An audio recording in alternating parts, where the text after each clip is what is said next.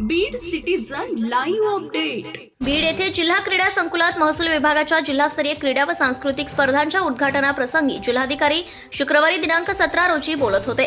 महसूल विभागामार्फत विभागीय स्तरावर जालना येथे 16, 17 व 18 फेब्रुवारी रोजी स्पर्धांचे आयोजन करण्यात आलेले आहे। या स्पर्धांमध्ये उत्कृष्ट खेळाडूंची निवड व्हावी, खेळाडूंचा परिचय व्हावा या उद्देशाने जिल्हास्तरीय महसूल क्रीडा स्पर्धा दिनांक 17 व 18 जानेवारी दरम्यान आयोजित करण्यात आलेल्या आहेत।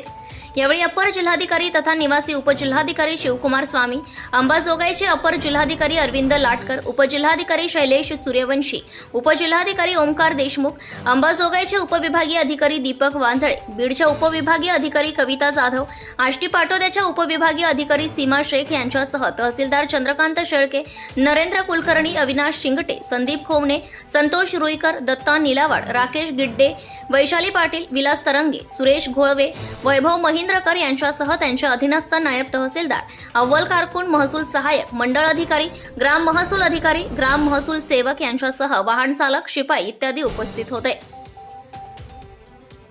सर्वप्रथम दीप प्रज्वलन झाले, त्यानंतर निवासी उपजिल्हाधिकारी शिवकुमार स्वामी यांनी प्रास्ताविक केले।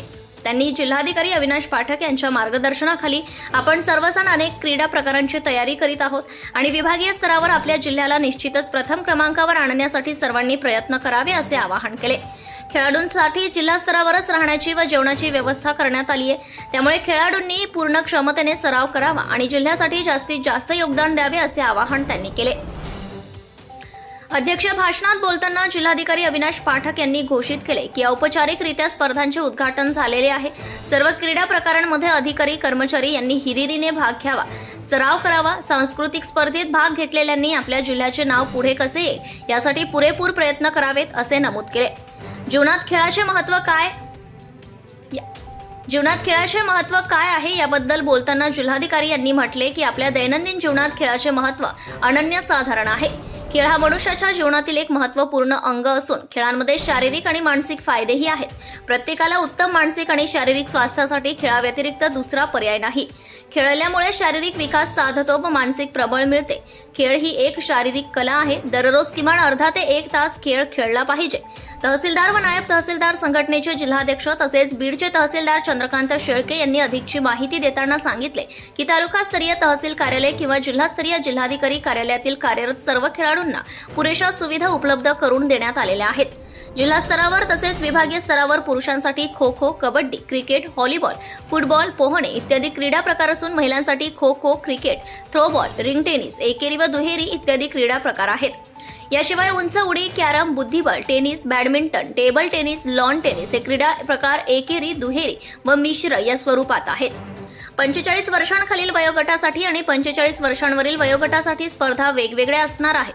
पुढे बोलताना शेळके म्हटले की क्रीडा स्पर्धांमध्ये सहभागी झाल्यामुळे व खेळांमुळे नवा उत्साह, जोम शरीरात संचारतो आणि त्याचा फायदा दैनंदिन कामकाजात होतो।